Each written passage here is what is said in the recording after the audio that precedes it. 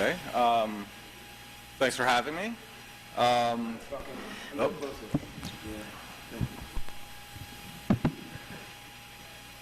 All right. Working? Yep, there we go. Okay. Thanks for having me. I put together the draft report that you guys have all seen, and this presentation is basically, I'll run through a quick summary of it, and obviously if there's any questions or anything like that, I'd be happy to answer them.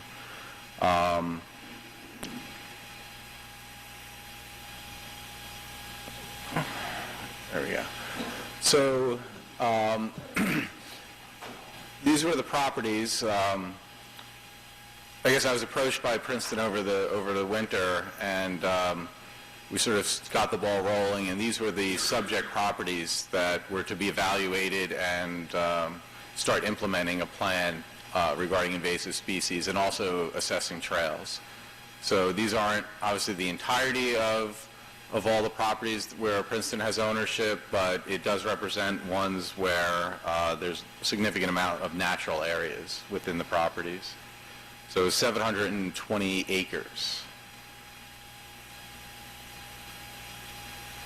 And basically this was a summary of what we did. We did basically from scratch start a new invasive species control program. So there's a lot of logistics involved, figuring out which procedures, who's going to do what.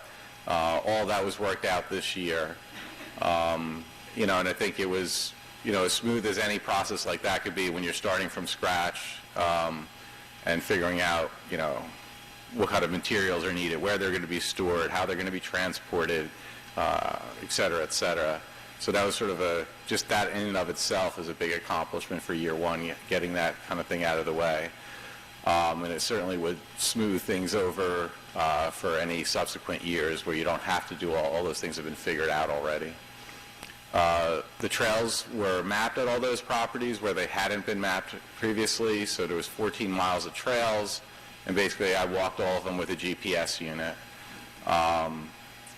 Other properties I had actually mapped for a stewardship report several years ago at Herricktown and Autumn Hill and Smoyer. So I did all of the other properties on the list on the previous slide. Also did a reconnaissance and mapped emerging invasive species at all the properties. And all of the observations are reported to the New Jersey Invasive Species Strike Team, which is sort of a clearinghouse of information for the entire state. As always, when you look, you find. We had 183 new populations were mapped this summer by myself and the 2 seasonal interns. From that information and from information collected in years past, we developed the control strategies and priorities by individual invasive species and individual property. And we also initiated the control efforts at Herringtown Woods, Woodfield Reservation, and Mountain Lakes. We initiated the eradication of 61 populations, completed eradications of 6. I'm very conservative. I don't say something's eradicated until generally the next year. So a lot more, it looks like less work was done than was done just from those figures. But we did do quite a bit of invasive species killing this summer. And the largest ones were at Herringtown Woods, where we went after Japanese maple and Japanese aurelia. The overarching strategy, which I don't think I have on any of the slides, which is an oversight on my part, but basically the idea is go after species that haven't become widespread yet. There aren't many populations in Princeton, and go after them and try to completely eradicate them before they become a bigger problem. The second strategy is find the higher value, the highest ecological value areas, know where they are, and protect those high value areas. So it's 2 strategies basically, and they're related to each other. Going after the new species you know will be a problem but aren't terribly widespread yet, and then going after or protecting higher quality areas. So the trail evaluation, there's a couple of mistakes here. I did get feedback from Friends of Princeton Open Space and Friends of Herringtown Woods, and there'll be some corrections and additions that need to be made to the plan that I had previously provided. So I'll work on that, and then any other comments I get today.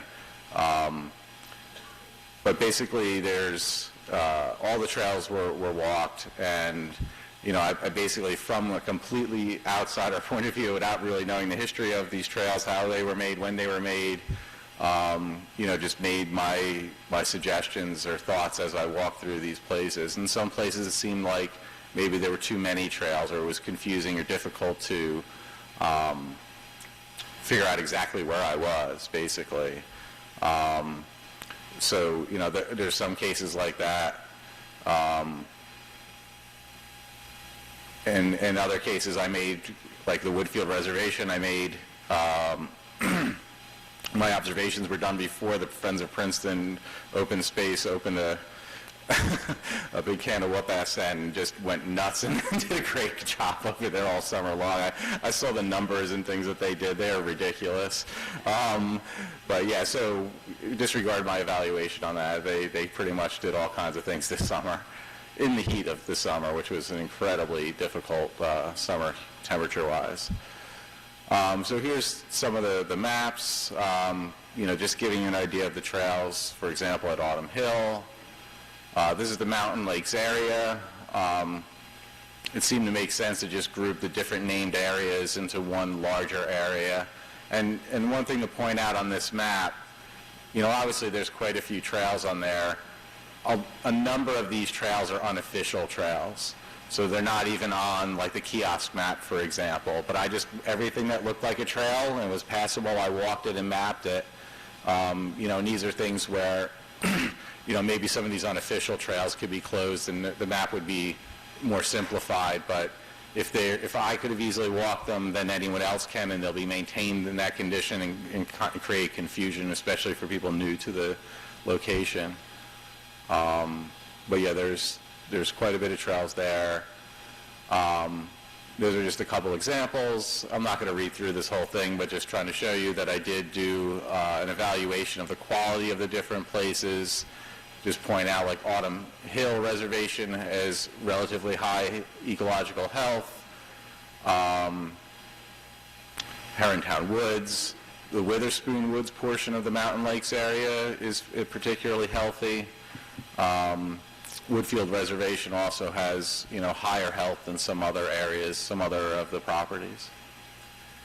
Again, not going over every detail, but just to give you an idea, we have by location and by species how many we found across all the years where mapping has occurred. I'll just point out Linden viburnum and Oriental photinia were the most commonly found species, so we know, for example, there's no way to eradicate those. But on the other hand, Coosa Dogwood has 4 locations, for example. Chinese silvergrass has 1 location. So those are ones that you could feasibly eradicate from natural areas on all of these properties. And these are some of the things we did this year. We've mainly focused on Japanese angelica tree and Japanese maple at Herringtown. And then there was sort of a smattering of activity by species at other locations. Moving forward, this is part of the prioritization, and all of those numbers and things like that were presented in the earlier slides sort of boil down to this: what are you going to do about it? So by species and site, again, the recommendations for either eradicating the species, basically all at once in 1 year. Number 2 is multi-year eradication effort. 3 is multi-year control effort, meaning you can eradicate it, that's understood, but controlling it to keep it from spreading further. And then number 4 was sort of dedicated for really large, hairy, crazy populations that really can't be done by interns by hand, and that would require contracted eradication efforts. And then the level of effort and timeline recommendations if Princeton decided to move forward. This is just sort of a a potential scenario. So to keep the effort going, I'm suggesting it would be less than $20,000 per year with that level of effort of a coordinator, 2 interns, and then obviously Princeton staff contributions to the project. And then also the timeline, which I think is important, especially when you're dealing with interns, is advertising and getting them early as you can in the winter before someone else snatches them up, basically. And just being, absolutely prepared, come June 1st to really get things rolling. And that is all I have, presentation-wise. Thank you so much.